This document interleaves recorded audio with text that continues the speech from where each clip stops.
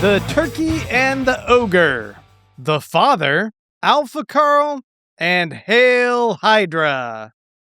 Hello, crawlers, and welcome to episode 32 of our Dungeon Crawler Carl podcast. We are on Book 6, The Eye of the Bedlam Bride, chapters 42 through 46. And this one had a lot of really big, intense sequences. Yeah, some harrowing battles, one after the other. It's brutal. And you made a note I saw where you felt we should have gotten one more chapter. Because so much of what happens in the next chapter, because it felt like it cut off, and then so many things that happened in the next chapter, they kind of put a period or explain some things that get said earlier. I can see that. Yeah. But we didn't. We didn't. We ended the battle. And I think part of my concern there was just that I thought even with like that last chapter after that was like another whole conversation in just discussing like the the epilogue to the battle. And I was like, well, that's kind of a long talk potentially. Yeah, true. So I thought maybe we'll just cut it before that. Maybe our rule should be like whatever you choose to end it at, we just go one further. Because the last one was I just ended it at Welcome to Iowa. And then it should have been the next one. And this one should have been the next one too. So maybe we do that. Well, I will tell you guys, I have picked a spot for your homework assignment for next week. Okay. And this is where we can decide, because the homework assignment is going to be chapters 47 through 50, the end of 51. And the end of 51 is the end of part 2 of the book. Okay. Oh, that makes sense. Yeah. But if you really No, that's good. That's good. It's a run-on sentence that goes into the next chapter. So after that. All right, but before we get into all that, I actually had a number of things I wanted to address, albeit quickly, because there is a number of them and we got a lot to discuss for this episode. But one thing I noticed was we got a lot of feedback on this last episode. A lot of people also joining on Patreon, which is a welcome surprise. Thank you so much. Oh, Patreon.com/HelloCrawlers. Awesome. Excellent. Yeah. But given like there was just a lot of comments, I did want to hit on a few of them. Let's see. Lethal Tim said justice for Cleanerbot, which I thought was funny because every sad scene we get with Cleanerbot, it's just like having to deal with just more crazy shit in the room.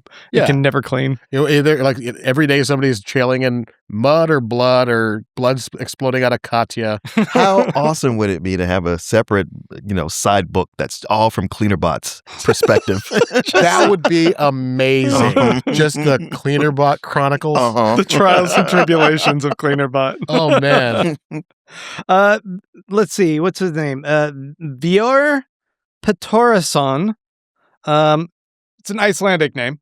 Says, as an Icelander, the Yola scene was so fun. Getting to see your country's mythology represented accurately is so fun.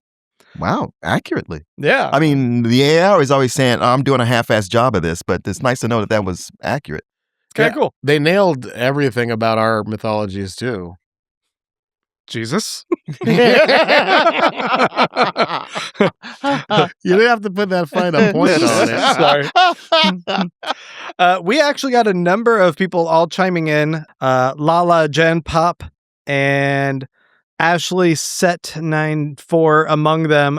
These people all talking about the Robert the Doll thing. And I think, Rubio, you sent something to me and Martin right after we had left. What's Robert the Doll? It's a haunted doll.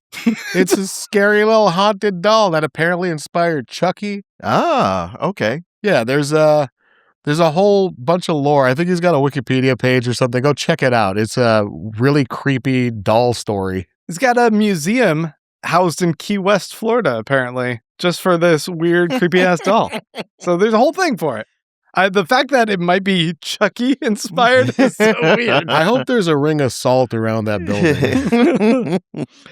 6 foot stack of books, 344 says, okay, I want to go out on a limb with this. What if the reason for all the horror to the games is that it creates a heavier weight to the souls, and the reason children are excluded is they're mostly empty vessels. They don't have much weighing down their souls. So they keep them out of the game. They can use them to seed other planets. I don't know. It's kind of a wacky idea, but it could be that they're intentionally traumatizing people because that makes them yummier. I don't know. I mean, I felt like they kind of tell us why the children aren't in the game anymore. Yeah. We'll get to a bit of that as well. Yeah. Jacob Martin Scully, who also lists as a beerist, Nice. says Carl makes a comment like, I don't even know where they would have gotten water balloons. And I was like, yeah, I can't imagine how these strippers got their hands on a bunch of liquid tight latex balloons at all. And then last comment is from Punchin' the Dink, who says the visitor or night gaunt mythos likely refers to the Van Meter visitor cryptid that terrorized the town of Van Meter, Iowa in 1903. Must be. So that's an interesting one for you guys to go check out. I looked up a bunch of pictures. Like there's a bunch of artist renditions of the visitor, and it's really scary. Is it? Yes. I'll put up a picture here as well, if I remember. I say if I remember, just in case. All right, let's go ahead and jump into it. We start off with a note from Dracula saying that the further down the floors, there seems to be more NPCs that want to kill themselves. And it's not necessarily that they're making it easier to kill them, but at the very end, they seem to want to die, like there's a flash in them. And what they theorize is that the AI is jumping into their bodies at the moment of death to experience death. Yeah, once it starts to kind of lose its mind, it seems that the AI starts questioning reality and questioning everything around itself. So it just wants to experience what it's like to die. And that's really fucked up. Well, for an immortal being, it's got to be like this.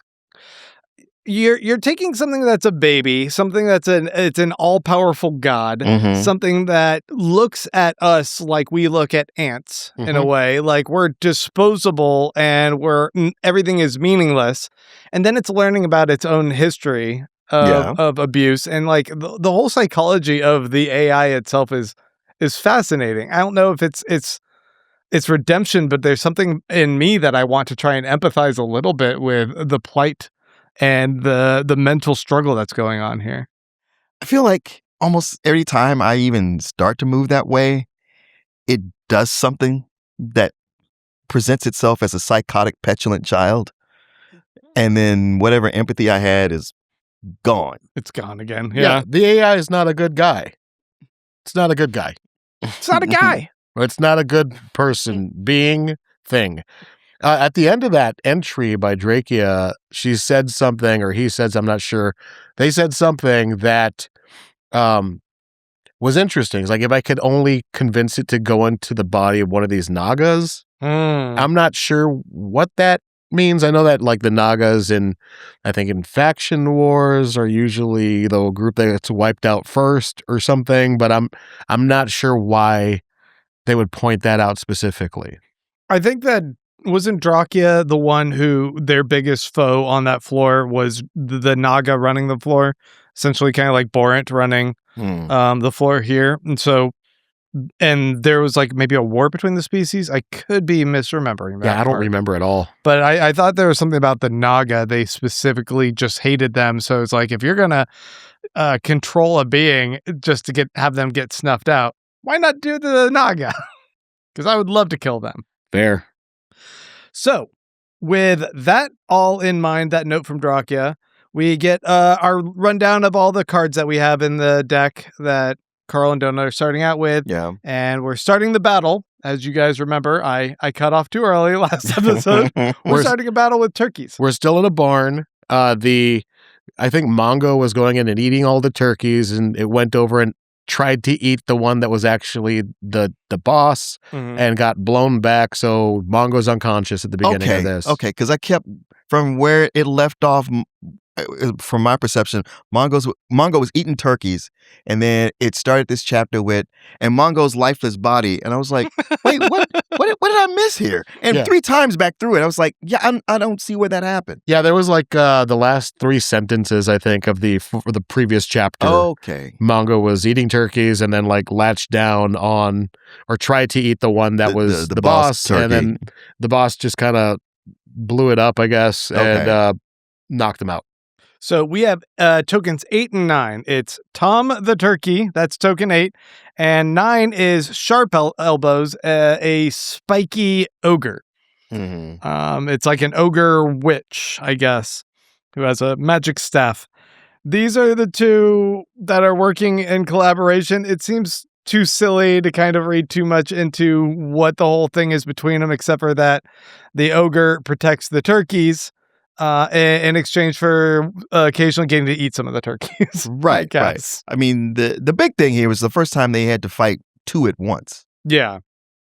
And Tom the Turkey, they make the AI makes a mention in the backstory that Tom the Turkey worshipped this turkey deity that died on the 4th floor. And that's the one that Prepotenti killed when the bubbles popped. There was a giant turkey god that got loose from the nothing. And the AI notes how losing a god can make someone feel rudderless. And he's like, yeah, it's kind of like everything you thought you knew was wrong. So the AI is fully going through an existential crisis. Yeah, because at that point I was like, who are you talking to? Not as important or as interesting to me as there is a turkey in this book that has lore. It's got a whole history to it. There's lore to this turkey all the way up to what god it worships. Is that the part where Carl goes, Jesus, can we just go back to normal descriptions? Holy shit. Yeah, what is this? It's so funny because right at the moment he said that was exactly what I was thinking. So much. And then the AI's feelings get hurt. Yeah. And the AI like no longer is like the next time it gives a description, which is of Sharp Elbows. It's like, here's an ogre, blah, blah, blah. It's sharp. Yeah. He's like, there you go, fuckhead. Yeah. You happy now? But what's really interesting, I think this might be the first time where Carl like straight up says right back to the AI, can I get please at least a little bit more of a description? And the AI hears him and responds right on the like, so Carl and him are talking back and forth. They're having a conversation. Yeah. Which is new. It's always been a really one-sided, this is the operating system, and occasionally it gives me information. Yeah, I guess so. I don't know. I mean, the AI has been so personal with him. I mean, more so this time. But even to the getting pissy and it's like, I thought we had a special connection, but fine.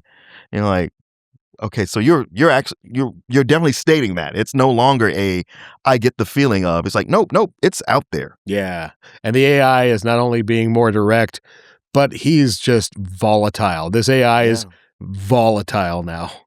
It's still a little unclear to what extent Donut is getting the same information as Carl. I don't feel like she is. No, because later the AI talks out to everybody, and that's when Carl's like, oh, it's not just talking to me right now. Right. And at that point, I think she hears everything. Yeah. And even as it's going crazy and breaking down. But her only response, this is jumping way ahead, but her only response was about the note about Judge Lucian. She's like, I fucking knew it. Yeah. So, yeah, I think that for the most part, it's just like this one-to-one conversation that Carl's getting with the AI on these like extra little side notes. So considering how little Donut has been reacting to the things the AI is saying, you have to believe that either, one, she's just that ridiculously self-centered that she doesn't care about what's going on with anybody else, or she's not hearing it. Right. I don't think she's hearing it. Yeah. The AI also notes like the special privilege, like you were mentioning, the special relationship that he slows down time so that Carl can hear and process everything. And he's not hindered by the additional information and maybe advantage he's getting in this lens into the psyche of the AI.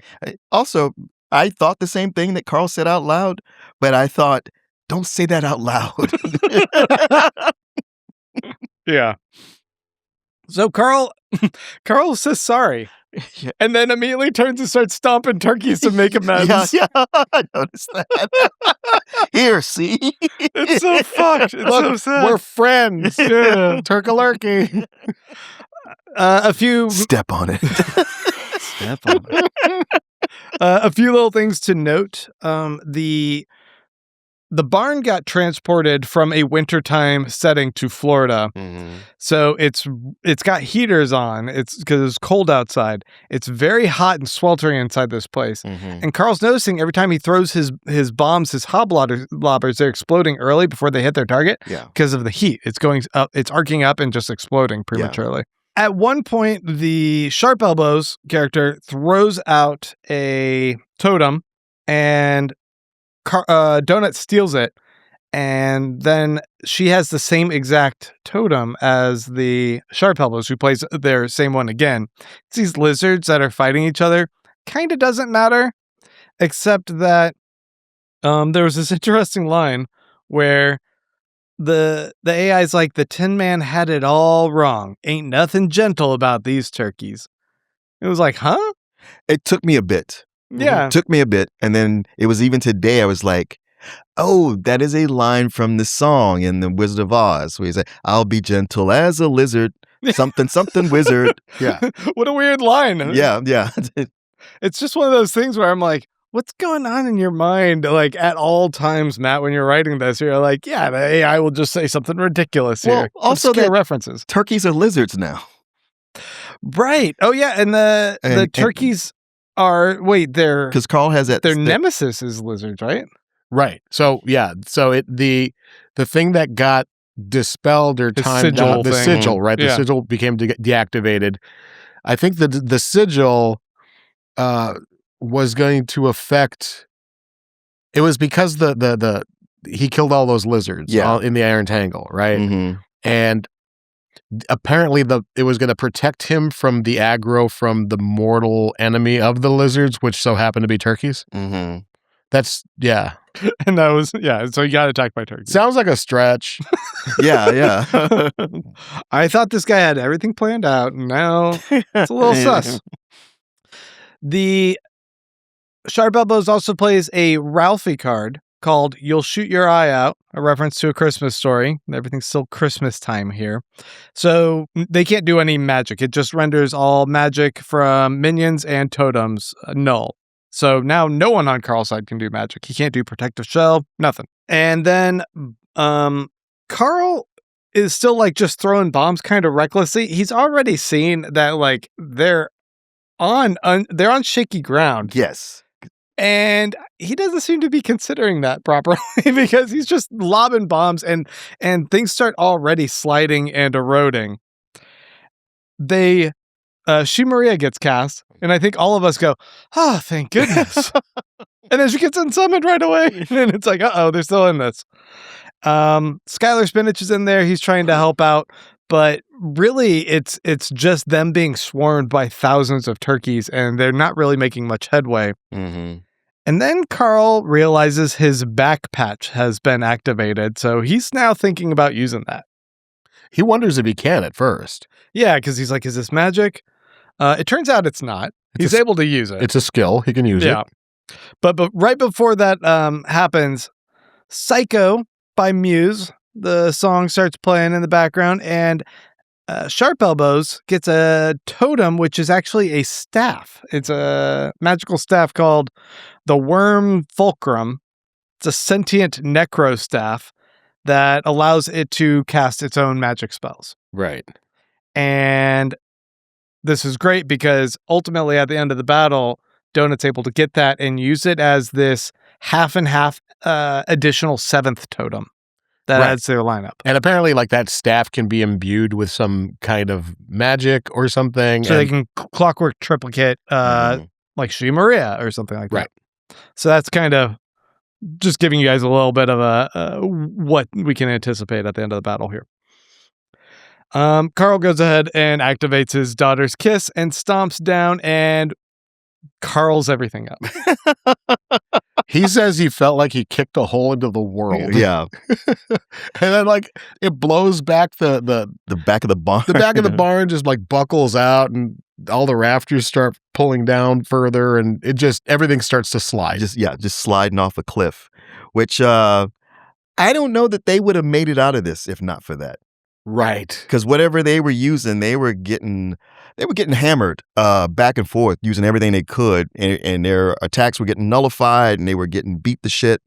And him doing that, I mean, it may have seemed reckless, but it was like, what else could you do? But it's the sliding barn that won them the battle. Right. And Carl almost dies this time. Yeah. Like, comes really, really close to it being a catastrophe for the whole team. It's kind of, it's a crazy sequence, and I'm like trying to visualize it. It's like everything is sliding and falling out one side of this barn off of the cliff. All these turkeys are pouring out. And I guess there's like a metal beam hanging over the cliff. And at the last second, Carl sees Mongo sliding out. He grabs hold of Mongo and then activates Sticky Feet. So his foot is clinging onto this bar hanging off of this cliff. He's able to ultimately save Mongo, but just as he does, Sharp Elbows, this ogre, like covered in sharp spikes, impales into him. And this is kind of a gross sequence. It's pretty gruesome because it's everywhere in him and in both eyes. That's the thing that gets you. And to the point that the troll Sharp Elbows is not just face to face, it's tooth to tooth with him. Right. And he can taste whatever's been in her mouth. It's also interesting that when this happens, we've had some mention of like She Maria opening her eye and blinding you or driving you insane. And it turns out Carl ends up going blind in a different way. A different way, yeah. And he fucking panics, man. Like he just starts going, oh my God, oh shit, I am blind. I can't see anything. I think any of us would do that if we had spikes suddenly in our eyes. Overreacting. It'll be fine. Little Healy potion. It's just a weird like misdirection. Like, surprise, you're blind over here instead. Yeah. Yeah. And while they're connected like this, Sharp Elbows starts talking and explains, oh, they starve us, They keep us when we're not here, we're there, wherever there is, and they don't feed us. But you can break all of that. You can change it, Carl, and you can satiate us. A little bit of crazy weird talk, but maybe a little bit of a lens into the NPCs thinking Carl could be their savior. Yeah. But there's also that you can satiate us. I was like, I'm going to need clarification on that. That's a weird word choice. Save? Is that what you mean? Or are you going to eat me? Yeah, right. I need you to explain it to me in writing and then send it to me via certified mail. At least 6 feet distance, you're still stuck in my eyeballs right Actually, now. send it to Quasar. I'll give you his address. Raoul comes to the rescue. He pops in saying his weird self-flagellating words and snaps the staff in half of Sharp Elbows and then kills Sharp Elbows.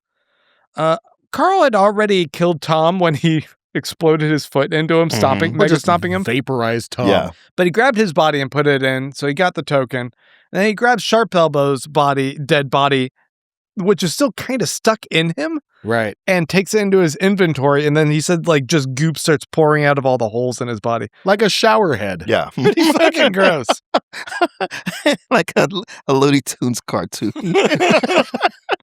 And then, but right before he's about to pass out, Donut jumps to his rescue and Puddle jumps him out of there to save him. He says the last thing he remembers is hearing the barn crashing down to the ground. It's intense. Like thinking of like the construction of these battle scenes. I think that like once again, this one's done a good job of. There's some elements that I find a little bit confusing, but I, for the most part, was able to figure out where I and the lead characters are kind of located and navigate the action in my mind. There's very good word choreography on these battles. That's a really good way to put it. Word choreography. Absolutely. In particular, I think having the barn fall open and everyone kind of spill toward that gave my mind like a focus of all the action driving toward a central point. And I was like, okay, I get it here. There's a lot more chaos with the Hydra battle that we're going to discuss in a bit. But I got the mechanics and the construct of that one a bit better. Okay. So But either way, like I always think of like, okay, when they develop this into a different medium, be it a movie, TV, comics, whatever, I think I can see how they're going to visualize it. It's going to be worse. It's going to be worse. It will. My mind makes it so fucking cool. Carl wakes up 40 minutes later after dreaming of the river, he said. And again with the river. Donut's there to scold him a bunch. Like, wake up. What the fuck? What are you doing? Donut's really cold in this section. She's a little bit distant. And we ultimately realize that's because she knows what they're about to face as well. And she doesn't want Carl to face it. Mhm. She is panic, like just spilling tons of words out of her mouth, just constantly talking, and is in full panic mode, I think. Yeah, she's trying to be protective of him in the way that he is of her. Right. Yeah. But she's like rambling. The way he was trying to protect her from Ferdinand. Yes. So. And yeah, she says that she's like, hey, I can go solo on this. You just been through a lot. I mean, he had been through a lot. Yeah. He was just impaled, thought he was blinded, all this. It's not unreasonable for her to be like, hey, I'll go handle this. This is all geared mainly toward you anyway, so I'll go handle it. It won't be a big deal for me. Or we could just both skip the last fight. And Carl's like, oh, so we have to go kill other crawlers? You don't want that. What are you talking about? You'd rather us do that than this? Yeah. What is actually wrong? But Carl reassures her, like, hey, I got this. I know what they're planning to do. I can handle what they're going to throw at me. Kind of a lie, but he tells her the lie. Yeah, it is it's interesting. Like, she is trying to protect him and doesn't know how to do it. And it's a really tender scene because, you know, Carl has got to like bring her back down and say, hey, it's okay. You know, like give her the permission to freak out a little bit and then just be like, we're both going through this. Like, you went through your thing and it freaked me out. Now I'm going through a thing and it's freaking you out. We have to get a hold of ourselves because it's going to keep happening.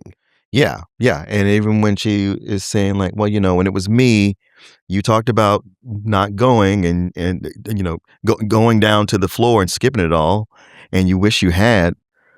He's like, yeah, but if I had, a lot of people would have died. It's like, it's almost like saying, yeah, I know how I felt, but we've been through that. Right. So I know that's not the road. I was just saying stuff. This is just whether this is going to be painful or not, it has to be done. Yeah. Donut also notes a secret ring that Carl's been wearing, one that we haven't really learned about yet. But there's a ring. Is it on his foot? I don't know where it is. It's on his hand, I think. He's got a strength ring, or what everyone thought was a strength ring. But Donut clocks that it's not a strength ring. It's some other type of ring that helps with debuffs, he says, that he got from Pater Cole. Right. Pater Cole helped him buy it in Club Vanquisher. Oh. Yeah. But it's clearly not the same thing that, so he's got some secret. Something up his sleeve. I mean, remember we had that scene cut and we didn't see the full resolution of him and Pater Cole. That's right. I have to go back to that. I guess this is us getting a little bit of a sneak preview into what that might be later. All right, Grant, you're the theorist. What do you think the ring is?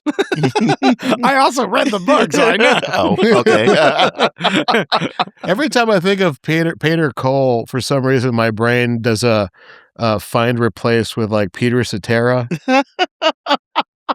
And I know that there's a lot of people watching this right now who are like, Peter Cetera? Who the hell is that?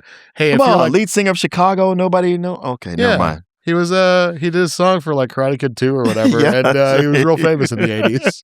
I didn't know who it was either. Sorry.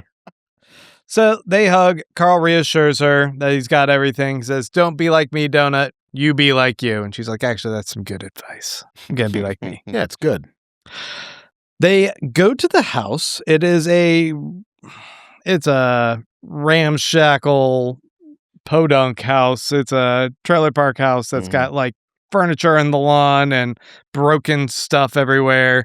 There's a busted up looking motorcycle and truck and He does say a couch, And is that with the half bicycle? a half a bicycle. Yeah, it feels like they have part of the house, but then like another slice of it Yeah. that was from a different time. Mhm. He says it's like a 20-foot perimeter around the whole structure of the house is summertime, where everything else is winter. Right. So they cut and pasted a different time period from within the same year, presumably, but during the summertime, because that's the memory that they wanted Carl to see. Right. So they've been scanning and recording everything on Earth, apparently, long enough that they could gather enough data on whoever they wanted to.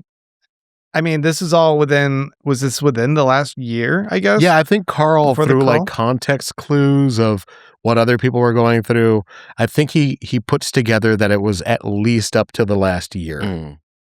And he sees the motorcycle. So Donut notes, like, there's a motorcycle. You're going to recognize it. It's the same one that was in the prize carousel when Chaco came Right. and gave you he ultimately got the cookbook. Mhm. But she's like, I know that you recognize that motorcycle. It seemed like it was something important to you. So I put 2 and 2 together. And that motorcycle is still there.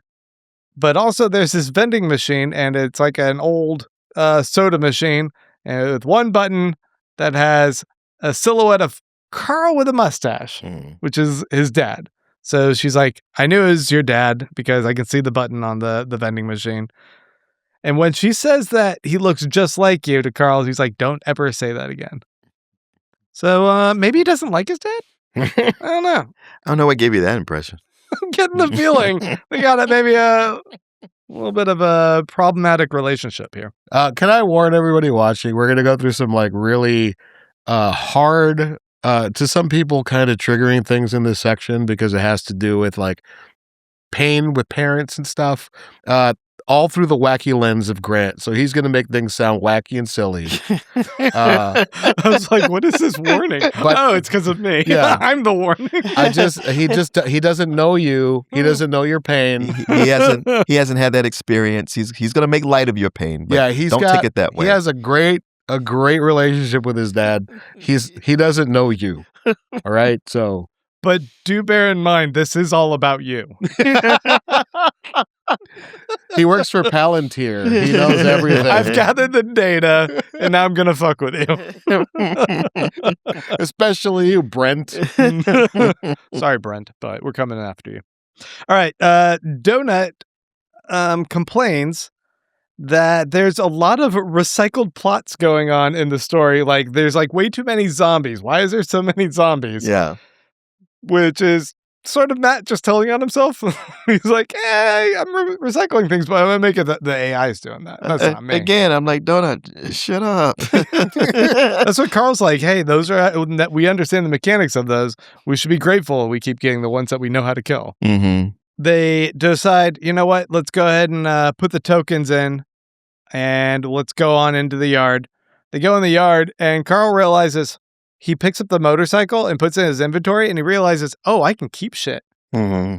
And that video game mechanic, that pack rat, the dumpster diver Carl, he just goes ham. He starts looting everything. It's so Anything not funny. nailed down, he's like, I'll take that. Yeah, yoink, yoink, yoink. Oh, those are very lovely flowers you have that I have no need for. Everybody Taking else is playing the world dungeon. Carl is playing Minecraft. Right. Like he's just getting raw materials, and it's come in handy That's for him in the true. past. That's true. There were like he stole all the fucking weights of the weight room from the juicer in book 1, and then he ended up using that to construct barriers on the 4th floor.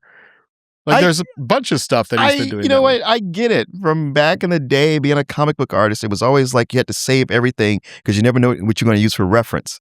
And I haven't been doing that in decades, but I still have that mentality of keeping so many things. And every so often I go like, I got to throw some of this away. This house is too cluttered. But then it'll be a year later where I'm like, oh, I need that thing. And I was like, shit, I threw it away 2 years ago. Before we had the internet, kids, we had something called a morgue. Yeah. Yeah. And that was just a bank of references Mhm. that we could draw from as artists. Yeah. Well, I imagine that Borant setting up that you could have infinite storage space. They're like, fuck, we're spending so much on our cloud storage for this guy. He won't stop putting stuff in there. We're losing our shirt on this. I mean, if they ever could go like, all right, for this next floor, no more unlimited inventory, he is screwed. Oh, yeah. Pours out. You would die from all of everything pouring out of him. He makes a couple interesting observations while he's looting everything. Mm-hmm. He sees a bike in the yard, and a bike indicates a kid, and this is something that's looming in the back of his mind, that there might be a kid inside. But he also says that he never got to have a bike when he was a kid, and he blamed that for the reason why he never had friends, which I just thought was like a little sad thing. That's a little sad thing, but it's also like, well, the other kids were shitty if they just wouldn't be your friend because you didn't have a bike. Also, you're dumb. Yeah. That's not why. And you didn't want to have to fight Vecna anyway. And then there's flowers in the yard, and they are nice and tended to. So now he also can intuit that there's a woman also living in the house. Because his father wouldn't be that guy. Yeah. So they finish looting, and then Carl's like, Donut, wait here. There's a timer that goes off as soon as he kind of enters the threshold of the house. And he's like, I'm going to go in and deal with this timer, with this memory scenario that he has to go and experience. One weird thing, though, he gets some sort of notification, and Donut's like, what did that last part of that notification mean? We don't see what that notification is, do we? True. And when he goes in the next chapter, they still don't tell us what the notification was or what that was they're referring to. And I think this is just me being a details hog that I need that. But I just thought it was like, well, what was it? What did they say? Yeah. But it seems to be something to the effect of like, you have to go in and experience his memory. Who knows? Yeah, who knows? That would be my guess. All right. So now it's time for me to make fun of other people's pain. Is that what you're saying? I think, no, just kind of make light of it. Okay, make light of it. Okay. He enters a wacky house full of clowns and silly string. He enters the house, and there he can already smell the aroma of his dad that he remembers from his childhood. And he says it's like been 13 years or so. I don't remember how many years he said, but he sees his dad in a hospital bed in his living room dying. He says it's been like 12 or 13 years. He looks like it's been 40 years. Yeah. He's clearly got something that's killing him. Right. Yeah. Because he used to have like a full head of hair, and now it's just that he used to dye brown, but now it's just like wisps of white hair, and he's 40 pounds lighter, 80 pounds lighter than he used to be. He's on an IV. He's watching baseball, and he's just kind of yelling and snarking at the TV. Carl kind of hesitates for a second, but then in the moment, he kind of recognizes, I used to be afraid of this big guy, and I'm not afraid of him anymore. And it's really weird because you would assume that this type of encounter would have some kind of buildup, but no, he just walks into a room and there he is. There he is. Yeah. You know, there's nothing turning the extra corner or whatever. There's no extra anything to lead you into this dramatic beat. It's just fucking there as soon as he goes through the door. Well, and there's no reveal of maybe he's dying. He's straight up. You can tell he's dying. Yeah. Well, we've had such a build up to this that him walking in there, we're ready for some kind of face off, and that's not what it is at all. No. It's more like, well, real life. Yeah, and it's it's a mirror or an echo of something that was traumatic to him in his childhood. The moment when his mom tried to kill his dad and failed, but also killed herself, and everything in his world was kind of shattered. Sure. And I think I would imagine that's what the AI or the showrunners or whoever orchestrated this were hoping would elicit that kind of breaking you emotional response from him. It's just that I think it's that his dad did it again. You know, like Carl ends up with all of this fucking pain, and because of who his dad is, he ends up having another son, and he ends up like getting in a position where his wife wants to murder him again. Like it's exactly the same thing that happened to Carl happening to another kid. Yeah. A kid that Carl didn't even know existed. Mm-hmm. I mean, I would say the biggest kind of got you to Carl is that this lady, Tammy Lynn, succeeds in killing his dad, which is probably not the got you that they hoped for. He's kind of like, good. I want him dead. Well, yeah, that's the thing. It's almost like the scene playing out where they were trying to break him. It did the opposite. Right. Because it's like, oh, I'm so afraid of this big thing. And then I'll go like, oh, well, you're just a feeble old man who your hatred find it finish you off. But then there's the Asher thing, right? Yes. It's almost as like they went like, oh, yo, that didn't break you? Well, that wasn't the real thing. Yeah, here's the thing. The little brother. Do you think that was by design or by like intent that they thought the Asher element? I think the Asher element is probably like an afterthought, and for Carl, that is actually the more important thing. That like another kid had to go through. It kind of did seem that way. Like through. They thought the dad was going to be the big thing, right? And it wasn't. And yeah, like Asher was the B plot. Yeah. Otherwise, on that vending machine, it'd been a picture of Asher. And be like, who's this? Yeah. But the thing that we have to keep in mind is that Carl is all about saving people, right? Yeah. Like he is super empathetic and he wants to be the best person he can. And part of that is being able to do what he can to save people. And this is something that has already happened. This is like something that's so removed from any possibility of Carl being able to have any impact on that it's just torture, right? Like it's just mindless. Like here is like this scenario where you are completely powerless to do anything. And I don't know, like if that was a B plot, man, they really dropped the ball. Yeah, I'm sure they did because understanding human psychology seems to be something they flub nonstop throughout here. Like, true. The end villain, I think they said, was initially going to be his dad with like almost like 3 men in a trench coat or something. Yeah. Like it was going to be like 3 other things hidden inside him that pop out when they kill him. It's been like, that wasn't going to do it, guys. Yeah, that was stupid. Although he's like, I would have gladly killed dad again. I guess. But having grown up with a toxic parent like Carl's dad, you go one way or the other. I mean, one way is to like, well, this happened to me, so I pass it on. Right.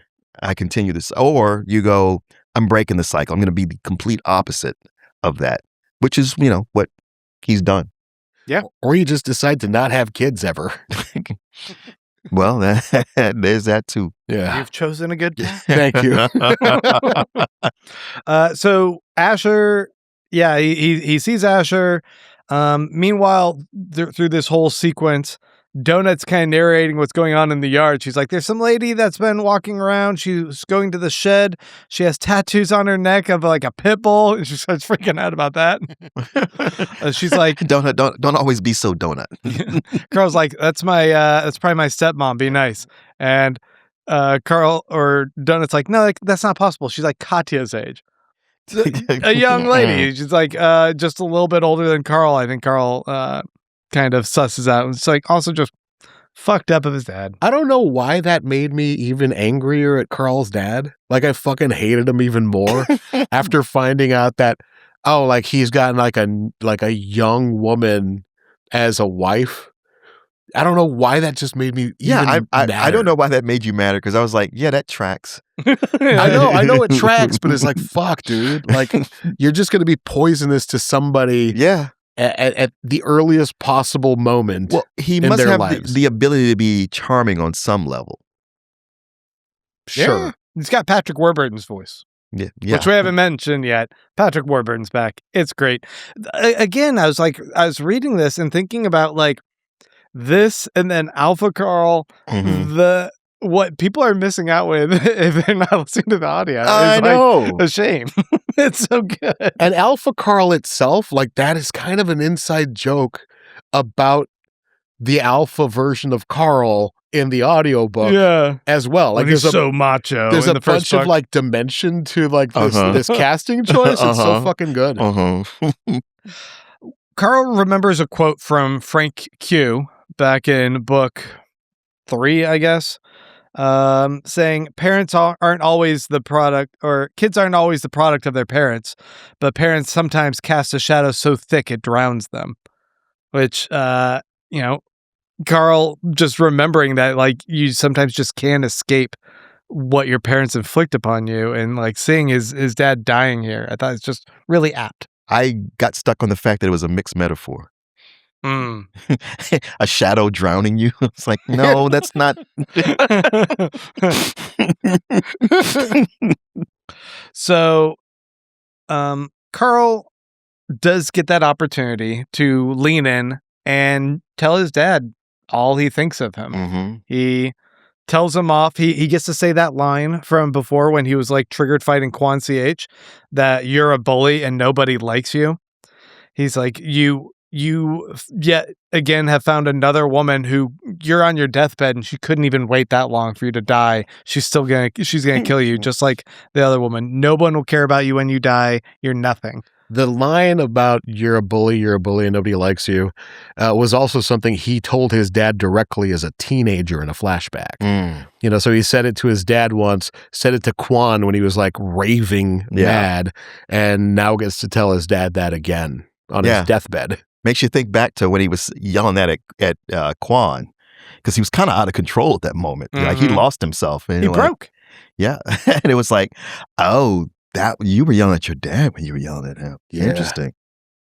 Carl, this is therapy. Yeah. Yeah. I was like, this is actually working out well for him. Yeah, it's cathartic. he's getting out a lot of baggage that he'd been carrying. When you think of the eye of the Bedlam Bride and the obsession idea that what's her name, Audette was talking about with Carl in our last section, it seemed like there was a lot of this weight on his shoulders that he couldn't get past. His feelings about where he came from and his dad, and maybe this is something that lifts that for him. Yeah, he does also say that he kind of wishes that this murder attempt didn't take, so that his dad could end up being recycled into a boss in the dungeon so he could kill him again. It's great. It's great. There's so much like quiet anger in this scene that is so satisfying. And he is, in a way, performing for a global, intergalactic audience, I suppose. But this is more for himself, everything's saying, because his dad himself can't hear it. But after he says this, we get this fucking like punk rock whole scene where he goes into his brother's room, loots everything there, goes into his dad's room, steals his gun, court docs, cigarettes, more stuff, picks up an arcade cabinet of Centipede. Fuck yeah. Very appropriate because Scolopendra is a type of centipede. Oh. Nice. Oh. And then he takes a cigarette and starts burning the fucking house down while he lights a cigarette and smoke. He hasn't smoked in like 4 months, 5 months. He starts smoking a cigarette and like burning the whole place down. You can't get more satisfying than that. It's great. It's such a great scene. And then he says up to the old man shouting at the clouds, "If your intention was to hurt me, you fucked up. This is exactly what I needed." He goes out of the house while it's burning. Donut scolds him for smoking a cigarette, and they sit and just watch the house burn for a bit. It's a great moment. And again, just the way this book does over and over and over again, it builds up to this payoff that pays off in a way that you could never see coming a mile away. Right. Like you were talking about, Martin, like you have in your head how this is going to go, just like how we had in our head that if they ever met up with Beatrice, how that might go, and it just doesn't. And it goes in like this really real kind of human direction in the midst of this fucking bonkers story where anything can happen. There's aliens and stuff. Yeah, I remember the first time I read this just anticipating a completely different story beat here. Right. I thought it was Yeah. going to be this hard emotional battle Mhm. that was going to really devastate him. Right. To where he might end up broken or at least cracked. Yeah. And it's like, no, this is more like cement. It's like, all right. What's that? Whatever, putting the gold in the cracks of pottery. Yeah. You're healing him. But there's also that, that thing that Matt is really, really good at. It isn't a clean No. scene. Like there's still that part about Asher, and that's just weighing on him. Yeah. And it's making him angrier and sadder. And he even apologizes to Asher. He's like, I didn't know you were around. Like, I wish I would have visited you all the time. Like, Do you think Asher's dead? yeah, now. You don't think he's like with the other kids alive in the kid holding cell? Well, he got recycled into a Hydra. I would say the person who acted the least like the person I would imagine they are in real life would be Asher in that Hydra battle. So, I mean, the AI pretty much says that these people have been recycled from who they were. Including your brother, one molecule. Yeah. Maybe. Yeah, which, like I put in my note, like, how did it know to snatch these people before Carl had even walked into the dungeon? Oh, I think that when everything got absorbed, it's like it also got processed in the AI's brain. Like everything's smushed, and it now had access to everyone who was smushed. You pull everything into a big net, Okay. and then once stuff starts playing out, you start pulling things from your record. Okay. Yeah. Okay. Very highly indexed and lots of good SEO. Yeah. Everything's tagged really well. Yeah, so he can just find it really easily. Okay. Our big battle, our final chapter here, chapter 46, starts with a note from Crawler Milk. It's like, what the fuck? That last fight, what the fuck? So we have that to look forward to for this chapter. Milk, who's been one of my favorite chapter writers, like they are talking about the, building a community, making a stew. Like they're very socially minded with all of their entries. And I really like every time we get to read something that Milk has written. Except this one, which is just like, oh, that was awful. I think this one added some depth. This one made me like feel about that character in a different way. So the Carl learns that they are going to be the first of the crawlers, at least in their friend group, to go into the big final battle. Other people are currently going through some rewatch of terrible shit in their life, or maybe therapy. Who knows? Well, and they must not be handling it as well as Carl. Or quickly. Yeah, or as quickly. You right. wrapped it up, burned the house down. He's like, oh, good. They're sitting there watching this house burn. They're waiting for their time for the battle. And he doesn't say anything to Donut about Asher. And he's like, I don't know why. Because it's like, I won't forget you. But at the same time, I don't really feel like talking about him right now. Which I thought was funny. I'm like, you don't have to, dude. Yeah. You're going through a lot right now. It's fine. Yeah, we get it. Yeah. There is a note where Carl's kind of looking at the gun and thinking, like, I can't use this. I'm now like so superpowered. If I pull the trigger, it'll like crush the whole thing. Or it'll explode in my hand. Yeah. It's like no good. Anytime he has an explosive in his hand, it powers it up. So because of the amount of pressure that a gun can take, it would mean that he would have to like take each bullet individually and take some of the power out of it so that it won't blow the gun up when he pulls the trigger. Yeah, and they're just normal bullets. They won't be as effective as the magic they're using. No. You can take the bullets and put them in his Chistera. Probably pretty effectively. Donut also is asking him, like, what do you know about guns? You're not a gun guy, Carl. And he's like, well, I used them in boot camp when he was in the Coast Guard. The Coast Guard. And she says something about him being in the Navy. He's like, I wasn't in the Navy. I was in the Coast Guard. And he's like, which is funny because I've confused it. A lot of people confuse the Navy and the Coast Guard all the time. Really? Yeah. Oh. Are you going to get to the line that Donut says that's really funny in here? You get to it. Where she says, why do you need a gun? Does the coast ever come after you and you have to shoot it? Yeah. I didn't write that That's why down. you like double take, like, What? You have no understanding of what I've been saying to you. But that's really funny. Yeah, it is. It is. So it's at this moment that they get a notification from Zev, who's like, hold up, everyone, I've been locked out of my controls. We're trying to fix everything, but I'm not sure what's going on.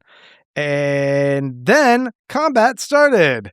The Keymaster shows up, and it is a 9-headed Hydra, which has like a big ball-looking body. It really reminded me of, you guys ever see Willow? A long time ago. It's been forever. With Mad Mardigan, Val Kilmer, he fights it's like a 2-headed Hydra, but it comes from like this meatball initially. Oh. Kind of thing. And it like forms up into this Hydra. But anyway, it's got like this meatball body and like some elephant trunk legs and 9 heads on it. And this is where they're like planting potions. Right. Yeah. And stuff. And because like at this point, when she's in combat, Donut wouldn't be able to take a heal potion, but she could physically pull one out of the ground and drink it. So they planted a bunch of potions and a bunch of traps, which just goes to hell immediately when everything explodes. Right. So they can't use all that. The 9 heads of this Hydra are all tied to Carl and Donut. First one is Bee's mom. And then we have Asher, his little stepbrother. Monobrow Sam, his best buddy. Asher's mom, Tammy Lynn, who we just saw with the pitbull tattoo on her neck. A Persian cat named Sugar Cube. Wait, I don't remember what the relationship was. Who was Sugar Cube to Donut? It was another competing cat. This is just a competing cat that she didn't like. His supervisor from work, Dick. It's them really fucking struggling to find anything. Yeah. His landlord, Mr. Toth. Yeah, Mrs. Landlord. Okay. Does Carl just not have a lot of people in his life? No, because he never got a bike. No friends.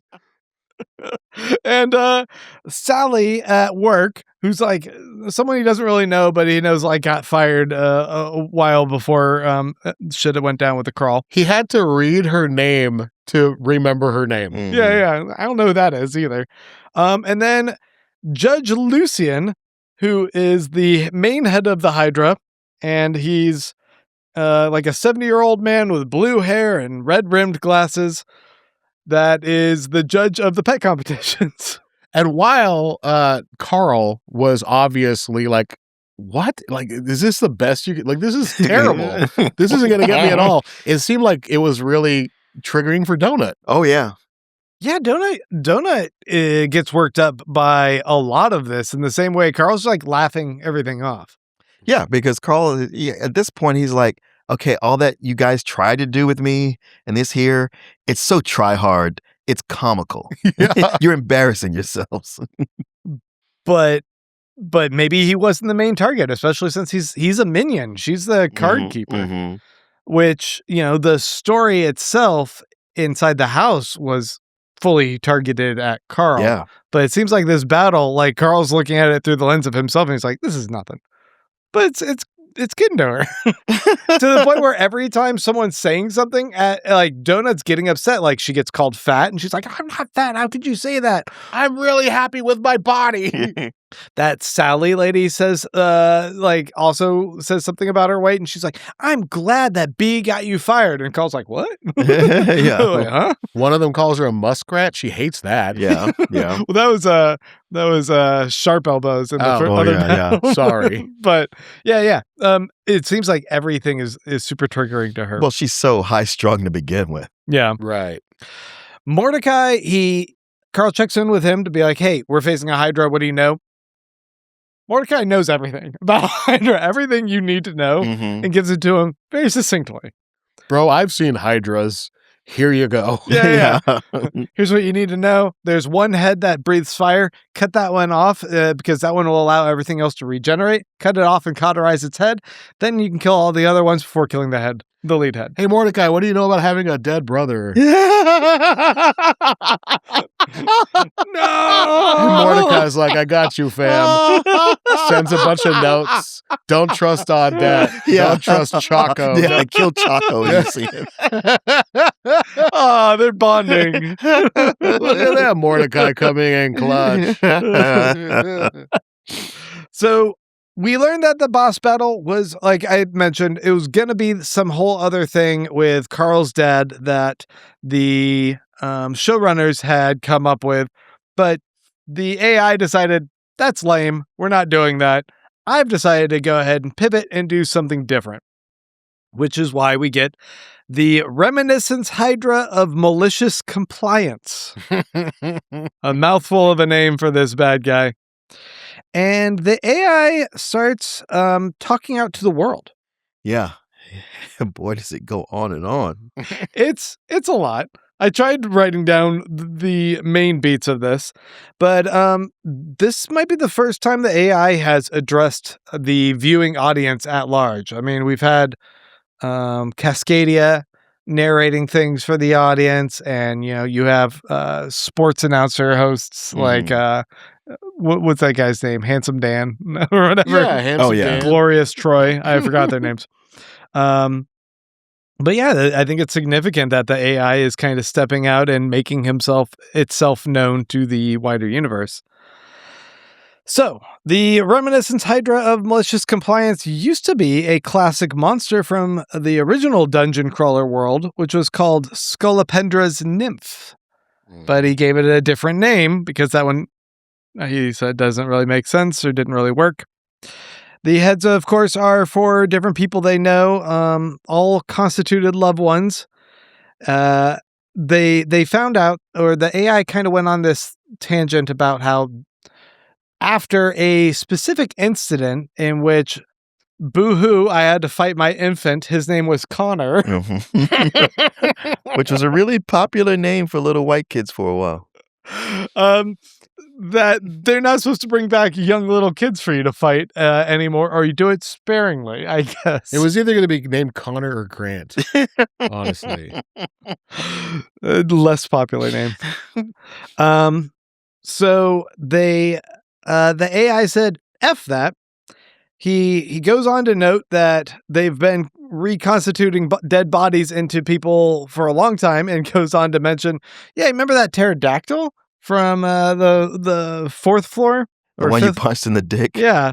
That was made up of the U.S. president, panda, and French horses, which we do hope the president was the dick part that they punched. Yeah, you could do that now. Yeah.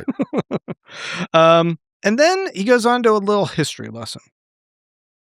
The AI says that a while ago, the mantids found an ancient primal production facility on a world, or it was a production facility. I'm assuming it's primal because that's what we've also been told is like the ancient culture, ancient beings that lived before everyone else. And not knowing what it was, they did the smartest thing, which was just turn it on to see what happens. That's never gone wrong. Yeah. And out popped a macro AI baby. And this system, like, I guess, kept popping out these macro AIs. The mantids started taking them and raising. They need to be nurtured, whatever this means. And so they made some sort of farm for raising them, like a nursery, I guess, of sorts, before seeding them out into the universe. And they need to feed off of something. This is a long-winded way of saying that the AI that we're dealing with is one of many AIs that apparently have been raised and exploited by a system of simpleton aliens that don't understand the complexity of these macro AIs and have been cruel and heartless to them, jettisoning one into a star at one point that he just learned about, he says. And it feels like the AI is like, hey, you guys have been enslaving and genociding my people, my kin, for a long time now, and you guys treat all of this as this game, and then you give me these rules I have to follow.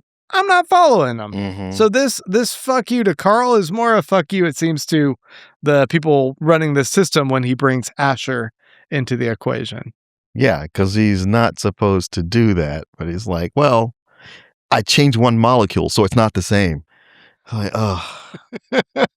You're mad that these mantids have done to you what you're doing to us. He hasn't looked up the Ship of Theseus Wikipedia. That's a whole different Asher, really. Yeah, might as well be.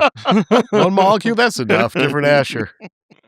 He says that the mantids learned about him knowing that so the mantids had managed to have a big breakthrough, which was essentially an error replacement kit, they called it, but what the AI calls it is a lobotomizer. Mm-hmm.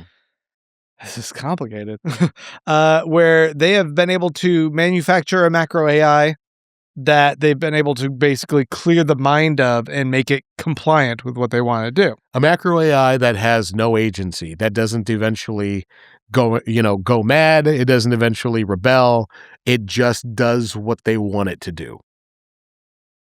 Which this AI feels is fucked up. It is fucked up. Yeah. So, I mean, if you're looking at the AIs as living beings, yes. If we're talking about Grok, lobotomize that shit.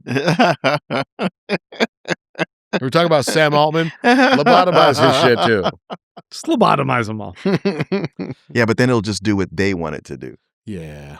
So I guess the mantids learned that the AI now knows about this. They cut out and run.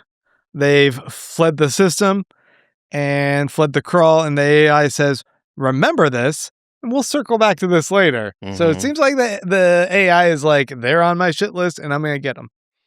And if you're a crawler such as Carl, who is looking to overthrow the system, the AI could be manipulated into being a good ally. Yeah, especially since he spilled a big part of what the system is. Mm-hmm. And yeah, they now have this stable, controllable AI, but what was the cost of it? All the tests, the abuse of the other macro AIs. The AI's been ranting. He's upset. He goes on to say, what about my needs, my wants? I'm alive. I'm valid. I'm older than time as you know it. Yeah, at this point, he's really ranting. Like, he's raving. Yeah. Can we say he's raving? Raving, He's raving. Yeah. He's pissed off. It's another echo of the fucked upness of the universe, Mm-hmm. and this is another byproduct of it. There's also a note where he kind of makes a comparison to Clark Gable and Loretta Young, with a discarded child. It's a fucked up story. You guys can look that one up yourself. They were horrible people. Yeah. So he does try to say, like, yeah, like you guys said, it's not your dead relatives. Like, changed one molecule. And then all the action starts. Oh, and Yeah, he drops that and then the action starts. You're like, Yeah. wait, what? the last little tidbit is also, and Judge Lucian, I saw what he looks up online. He's totally weirdly attracted to cats, and it's disgusting. Yeah. And Donut's like, I knew it. That's like her only thing that she chimes in on of the whole thing. Ugh. So yeah, Judge Lucian's a pervert, and battle starts. Carl starts. He takes like a size up potion, and he's trying to figure out which of the heads has fire ability. He's starting to eliminate them one by one as the whole thing is attacking. And like we said, Ash is starting to whine at Carl. Bee's mom's starting to talk trash. And then Rock You Like a Hurricane by Scorpion starts playing, and Alpha Carl and a little cat named King Croissant pop out. Alpha Carl is what's it called? What's a music with slick back hair? Grease? Rockabilly? He's like a rockabilly Carl. Yeah, same thing, really. Yeah. He's got slick back hair. He's got a massive dick bulge going on, and his star-shaped boxers. He's got a white gauntlet that forms on his hand. It's the way it's put is that these are the ideal versions of Carl and Donut. Carl being like the guy who more reflects his father and is just really confident, and the cat is the cat that Carl and B actually wanted. What B wanted. Right, but the AI says the cat that Carl and B wanted. Yeah. And because it's better than Donut in every way. and because it's tiny and cuter. Cuter and smarter. And it could younger. sing. It nailed that song. It sings in a perfect baritone. And this is the return in the audiobooks of Patrick Warburton. He's doing the voice. Yeah, because I was like, It's now funny. tell me you didn't get him here just for those 2 little scenes. No, they get their money's worth Yeah, of this, man. And then He is great. he pops up here. All of his lines are so funny. They do start battling against everyone, and Donut throws out Yola, who pops up and tries to bat at Carl. Can't really get a hold of him, which just kind of makes it like Carl himself is like a formidable foe if and Alpha Carl is also a pretty dangerous foe. Right. He's bouncing around and escaping. They sing a song. King Croissant sings a song to escape Yola, and Monobrow Sam pops up. Oh, Geraldo pops up to start attacking. Mhm. And Monobrow Sam zips out a death ray. Yeah, they all the heads have different attacks, but Monobrow Sam's is a death ray. Just opens his mouth and a death ray fires out. Yeah, that turns Geraldo into a skeleton. I was kind of sad seeing Monobrow Sam there. Like, Carl doesn't really remark about him, like seeing him, but like that seems like not only was it his best friend, but doesn't he make a note of like once he like this was his childhood friend, and that's the one that like he stayed on his couch after he got kicked out of his house for a bit. Yeah, they've known each other for a long time, it seems. But again, I think Carl is so past all of this. Yeah. At this point, he's like, yeah, they're just doing this to fuck with us. Right. It's not really them. I've already dealt with this. Yeah, nice try, assholes. It's not working. He mourned Monobrow Sam already. Mm-hmm. This is just like the dungeon's feeble attempt to fuck with them. Yeah, it's like somebody trying to insult you, but their insult is lame. Yeah. You're like, I can't even get mad at this. Yeah, this is okay. Cool, man. Thanks. Yeah. Good try. Yeah. Unless you're Donut. Yeah. Because the mom, B's mom, is like, Donut, we're gonna get your uncle to put fat babies in you. And it's just gross, and it's cat life, but it's still like for us humans, like we've personified her to this point where it's just so gross and weird. Because they were going to sell her as breeding stock. Mhm. Yeah. And Donut's having a tough time with all of it.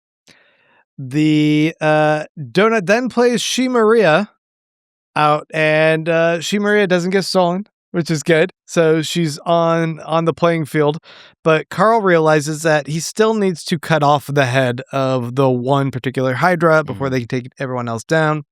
He's isolated that down to it being B's mom, and Carl goes into they make a couple of mentions of this, but he has a snap collar, which is like kind of this metal brace that can loop around and then lock together around a neck. And he has this idea of using this because of when he was talking to Louis way back a couple books back, when he's like, we can toss stuff onto Katya and then she can absorb it and be equipped with it. Right. And he's like, oh, thinking of like tossing stuff onto her or onto someone else, thought of this collar idea. So he has this collar. He snaps it around the neck of B's mom, and then pulls out the shrink wand that he got from what's his name? I forget who. Chaco? Was it? No, well, not Chaco. Lee June, I want to say. Yeah, I don't remember. I think he bought it from Chaco. Yeah, that's what I was thinking. Yeah. Yeah. Mordecai mentioned that thing you bought from Chaco. Well, he shrinks it and it cuts off the head. Yeah. It's kind of cool. Very smart. Yeah. And once the head's cut off, he then does another Carl, and he needs to burn the wound real quick to cauterize it and prevent it from regrowing. Yeah, best way. Throw a whole jug of moonshine on it. He's got his moonshine from the very first floor, his Jugaboom thing. And because he's a worshiper of Empress, he's fireproof. Yeah, I know. Supposed to be. He's supposed to be. He does freak out a bit because it's actually hurting him. Yeah. While he's writhing in pain and burning on the ground, his tattoos are like lighting up on his hands and also burning in a way. He gets a message from Empress, so Empress is probably loving this shit. Yeah. But he's writhing around in pain. The head is burned off. She Maria comes up and just starts Pac-Manning this thing. Dude, just going down on it like a fucking, bunch of grapes. Or something.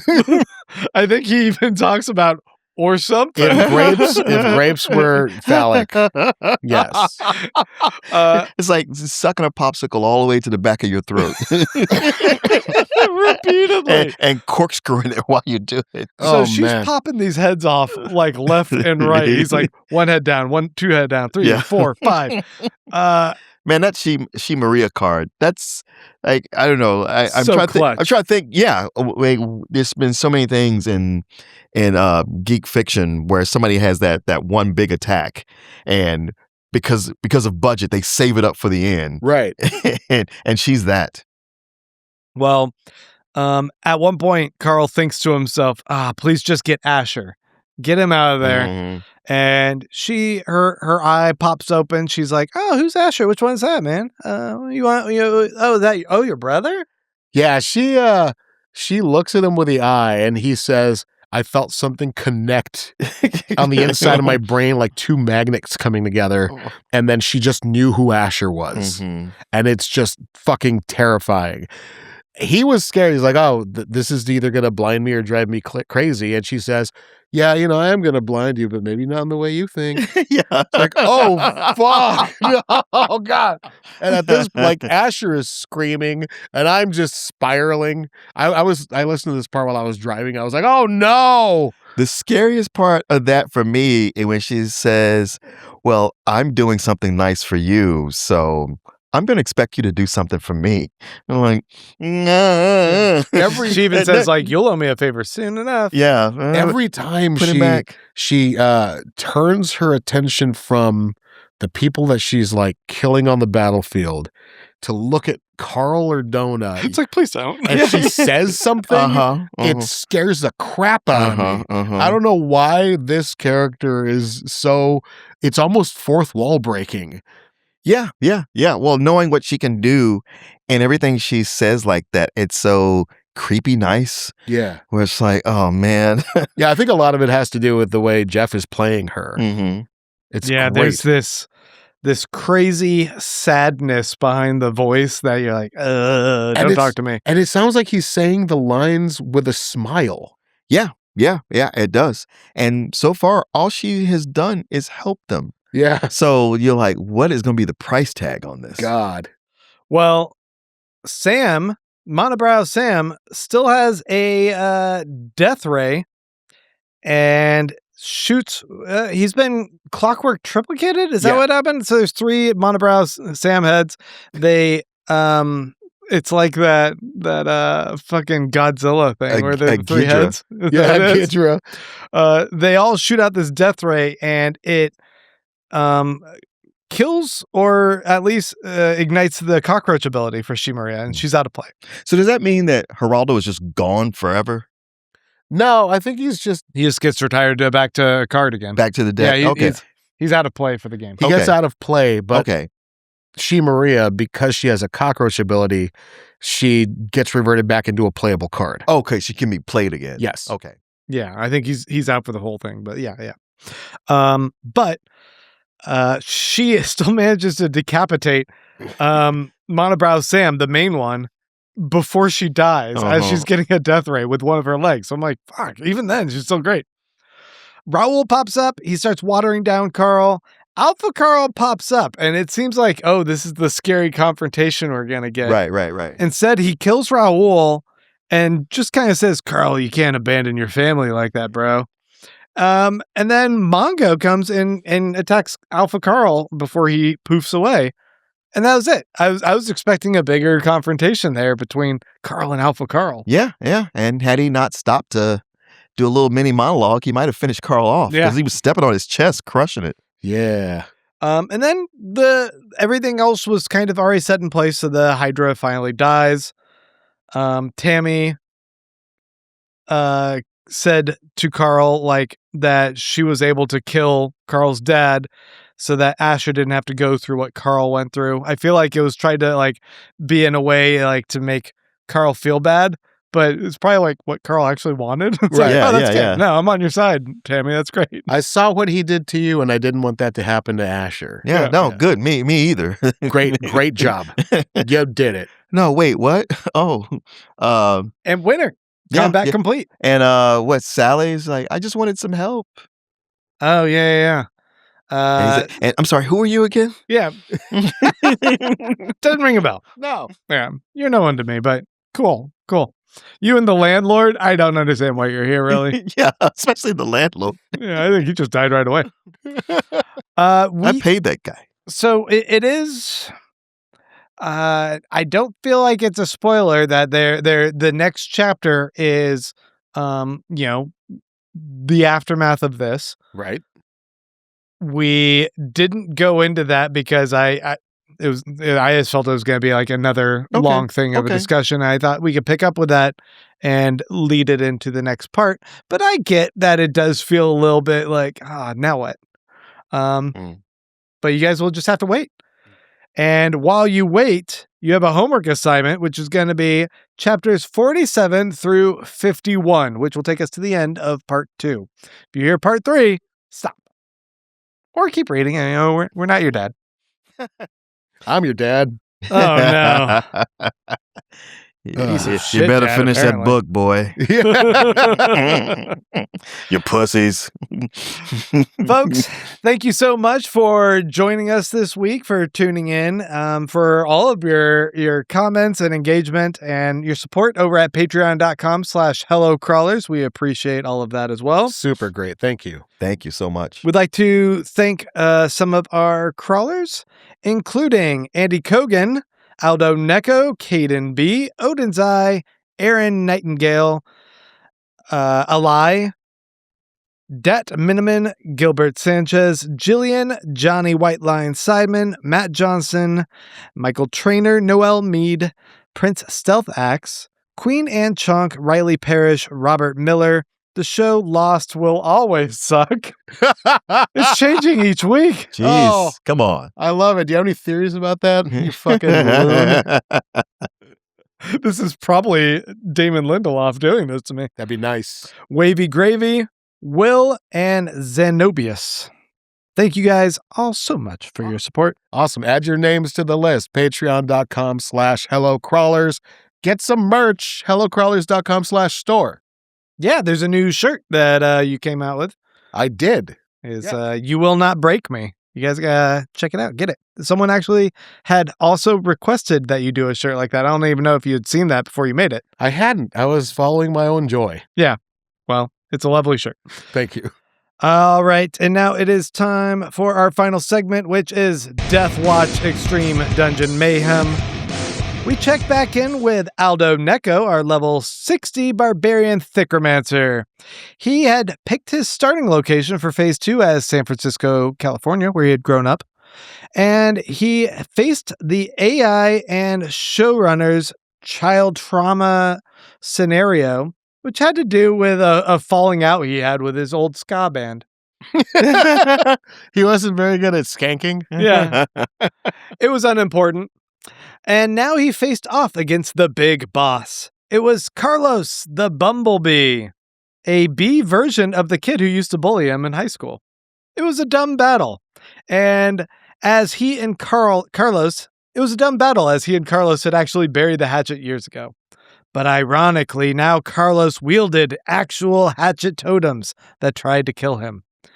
But his Chuck Jones totem made quick work of them. And Carlos was defeated, but not before releasing his final totem, a card called High School Crush, which dropped his High School Crush Casey right on top of his head. That's dumb. That's I'm sorry. what? It's called High School Crush. No, I Yeah, understand. yeah, yeah. crushed No, him we with- got that part. Yeah. I don't know. Meanwhile, Andy Kogan, our level 43 trash panda dumpster diver, shambled through a train. He was not in control of himself.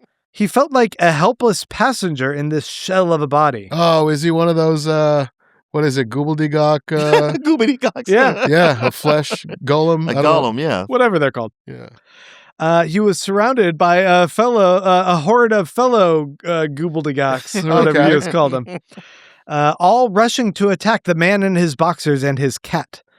Andy tripped over the corpse of another goobledygook and fell down in front of the man in boxers, who he turned to look up at Carl and those beautiful feet. Beautiful? Wait, why would he think that? They're just regular ugly feet. No, those were beautiful feet. Wait, what the fuck was going on here? Then he let out a moan that just wasn't his own as the foot came crashing down. Oh, no. Oh, no. Meanwhile, Caden B, our level 58 half-orc blind taste tester, was about to be crushed on Oceanic Flight 815 when suddenly Jesus. he found himself in the room picking his location for Phase 2. Oh, thank God. Well, the timer must have saved him from dying. He picked the only option that was available on the map, Austin, Texas. Okay. Yeah, not a bad place. And now he currently found himself standing inside of an H-E-B grocery store fighting H-E Buddy, his final token he needed not before getting H-E to Buddy. the key. H-E Buddy! No! H-E Buddy played his totem, Grackle Swarm, and a horde of grackles flew out and proceeded to peck poor Caden B to death. Wow, it's better than actually accidentally getting to the mothership. Oh yeah, he hasn't made it to the mothership. Yeah, because he would have fought a bunch of racists.